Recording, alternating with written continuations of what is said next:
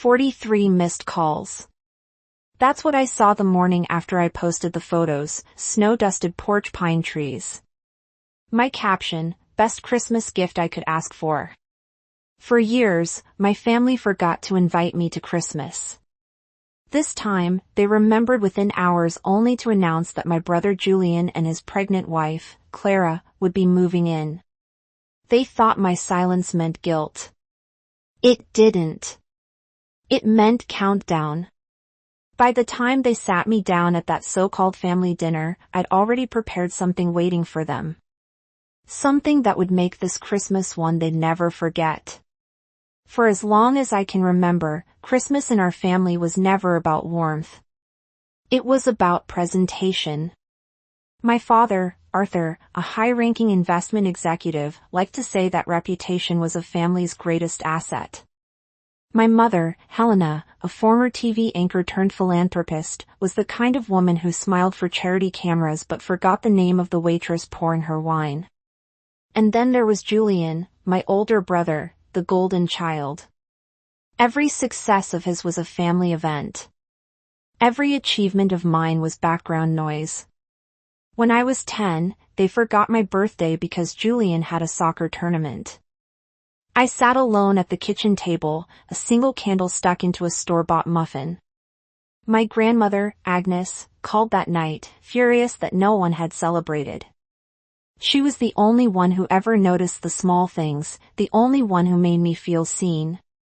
Years later, nothing changed. Julian became a corporate attorney. Mom bragged about him to her social circle, and Dad called him the future of our family. When I graduated with honors, they sent flowers. No card, no call. I told myself it didn't matter, but every holiday proved otherwise. Our house back in Cherry Hills Village looked perfect from the outside, 6 bedrooms, white shutters, manicured lawns, but it never felt like home. Behind the Christmas lights and designer wreaths were sharp whispers and invisible hierarchies. Every Christmas, Julian's gifts filled half the living room, luxury watches, weekend getaways, a new car when he turned 21. My presents, usually a generic card with the words, "Be grateful." Grandma Agnes would try to make up for it. She'd send me hand-knitted scarves or invite me over to bake cookies and listen to old carols on her piano. Those visits were the only times the holidays didn't sting. But after she retired and moved 2 hours away, I was on my own again. By the time I turned 30, I'd built a life far from theirs. I was now a creative director at Summit Creative Studio, a title I earned through sleepless nights and endless client rejections. My apartment was small, but it was mine. I hadn't been invited home for Christmas in over a decade. Not once. And still each December, I'd scroll through social media, see their smiling faces under the same chandelier captioned, "Family is everything." That phrase used to cut deep. Now it just made me tired. This year though, something felt different. For the first time, I didn't feel that old ache. I wasn't waiting for an invitation that would never come. I was waiting for something else, something I didn't know yet, but would soon find. They'd forgotten me every year. I was about to remind them exactly who they'd overlooked. It started with a number on a screen, $90,000. That was my end-of-year bonus from Summit Creative Studio. 6 months of leading a nationwide campaign, countless nights sleeping under fluorescent light, and now that effort had a price tag. I stared at the deposit notification, the way some people stare at fireworks, half in disbelief, half in exhaustion. My first thought wasn't to celebrate. It was to share the news. But then I stopped. Who would I even tell? My team would say congrats and move on. My family would find a way to turn it into Julian's victory somehow. They always did. That night, I poured myself a glass of wine and opened my laptop. Maybe it was the silence. Maybe it was the ache of another December alone. But I found myself scrolling through real estate listings, cabins, Condos, mountain homes, and then there it was, a photo that made me stop breathing for a second. A house in Evergreen perched above the valley, wood and stone wrapped in glass. 3 bedrooms, 2 fireplaces, and a deck overlooking miles of pine trees dusted white. The kind of place people go to heal or start over. I didn't overthink it. I called the agent that same night. Her name was Michelle Bright, voice fast talker, probably younger than me. She offered to set up a virtual tour. I nodded even though she couldn't see me. The next morning, sunlight cut through my blinds as her video popped up. She walked me through the room's wide kitchen, tall ceilings, every window spilling light like a promise. I could already picture myself there. Quiet mornings with coffee and snow. Evenings with music echoing against the wood. "I'll take it," I said before she even finished. Michelle blinked. "You mean you want to make an offer?" "No," I said, "I want to buy it." She laughed a little unsure. "You sure you don't want to sleep on it?" "I've slept on a lot of things. Not this one." By noon, I'd wired the deposit. By sunset, the papers were signed. For the next 3 weeks, I worked by day and built my dream by night. Furniture deliveries, paint stains on my hands, playlists bouncing off bare walls. It was exhausting, but it was mine. On December 21st, I stood in the finished living room. Fire crackling, pine scent floating through the air. For the first time, Alara felt something close to peace. I took a few photos, the porch, the fireplace, the view, and posted them on Instagram. The caption was simple: best Christmas gift I could ask for. 10 minutes later, my phone buzzed. Then again and again. Texts from Mom, Dad, Julian. Dozens of them. "Where did you get the money? You should have consulted us. We'll celebrate at your new place." I stared at the screen, smiling for the first time in a long time. They hadn't invited me to Christmas in years. Now they were inviting themselves. 2 days after I posted the photos, Mom's message popped up in the family group chat. "Family dinner, December 23rd, 7 p.m. attendance not optional." I almost laughed. The same people who hadn't spoken to me in months were suddenly issuing summons. I typed a reply, then deleted it. Instead, I marked the date on my calendar like it was a business meeting. When the night came, the Arthur family mansion looked exactly the same. White lights wrapped around every railing. A 20-foot tree glowing in the corner, perfectly curated chaos. I parked at the end of the long driveway and took a deep breath. Dad opened the door before I could knock. Living room now. No hello, no hug, not even a smile. His tone was clipped, like a CEO about to fire someone. Mom and Julian were already seated, both looking as if they'd been rehearsing for a scene. Clara, my sister-in-law, sat beside him, hands resting on her pregnant belly, eyes downcast but calculated. Dad didn't waste time. "Whose house is that?" "Alara." I took off my coat, slowly folded it over the chair, and sat down. "Mine." "That's impossible," Mom said, voice trembling just enough to sound fragile. "You're only a creative director. You can't afford something like that." I smiled. "Apparently, I can." Julian leaned forward. "You should have talked to us before making a purchase that big. It's irresponsible." "Us?" I said, "Since when does my paycheck require a family committee?" Dad exhaled loudly. "Enough. This attitude is exactly the problem. That house is far too big for one person. You should open it for Christmas. Let everyone celebrate together." Mom jumped in. And Julian and Clara will stay there for a few months after the baby comes. It's perfect for them. Peaceful, spacious. For a moment, I thought I'd misheard. Then I saw the look in Julian's eyes, entitled, confident, like he was already redecorating in his head. I let out a small laugh. It wasn't loud, but it cut through the room. You want to live in my house? Mom clasped her hands. Just until they find a bigger place, Dad added. It's what families do, Elara. We help each other. I looked. From one face to another, the same faces that had forgotten me for years. When have any of you ever helped me? Silence. Dad's jaw tightened. We raised you.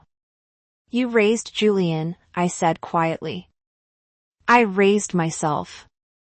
Mom's eyes watered on cue. You're being dramatic. No, I said, standing up. Just honest. For 30 years, I'd been the forgotten one.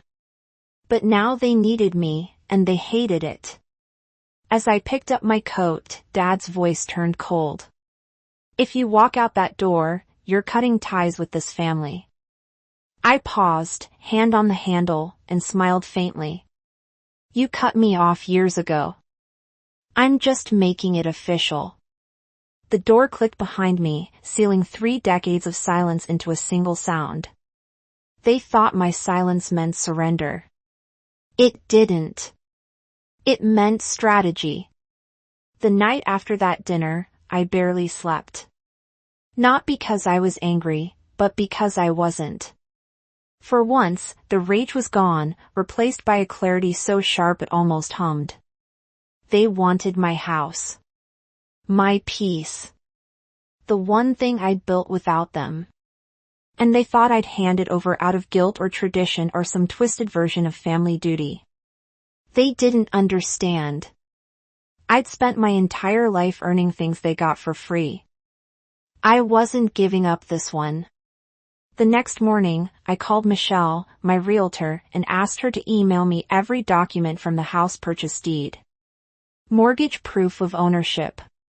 Everything with my name on it, I said. She sent it within the hour. I printed every page, slid them into a thick white envelope, and tucked it into my bag.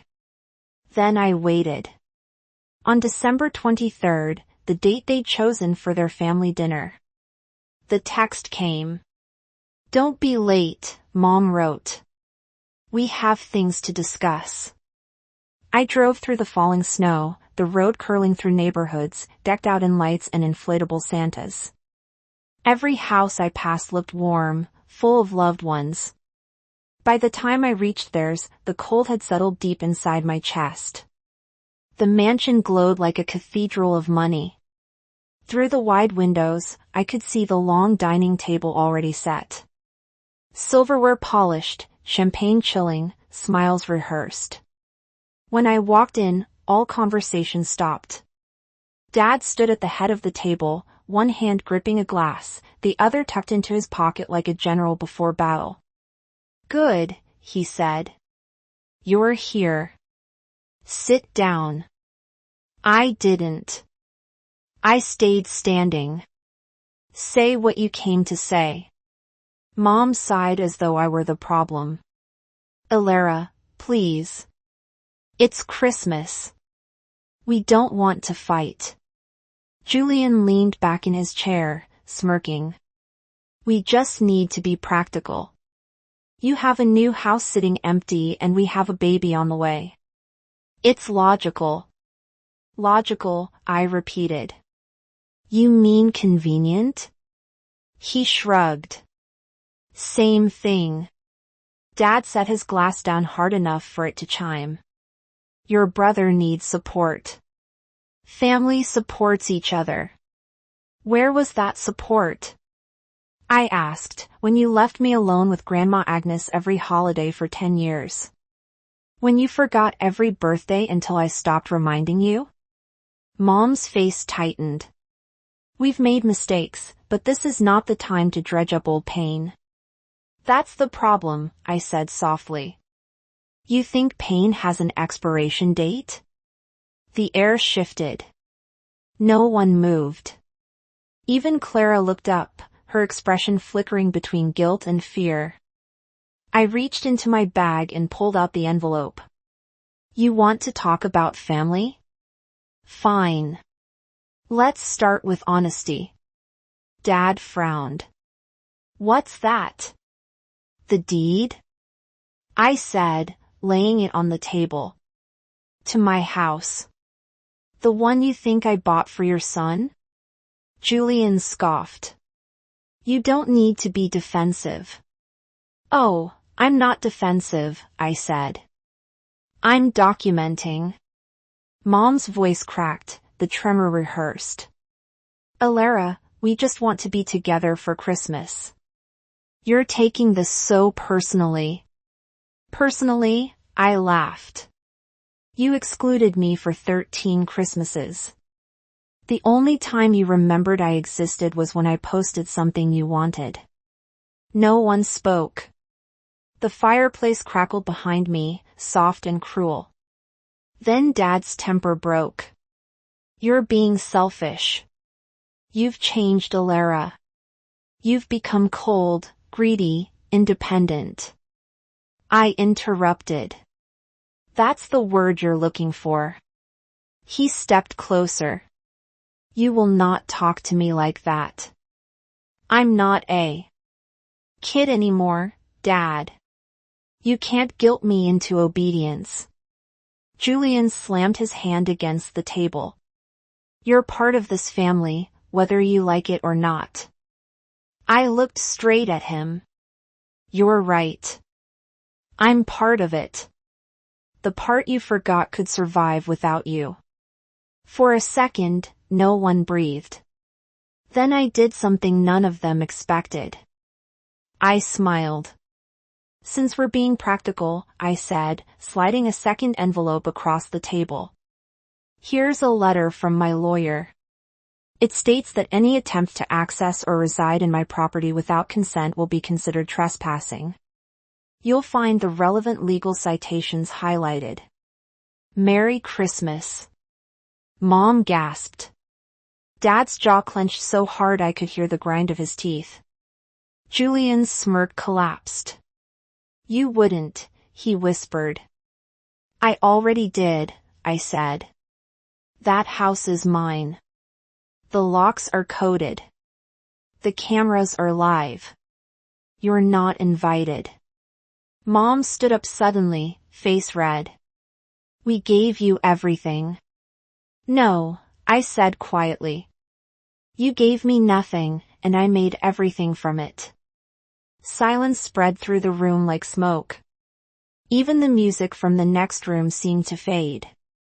I turned toward the door, but paused just long enough to meet Dad's eyes.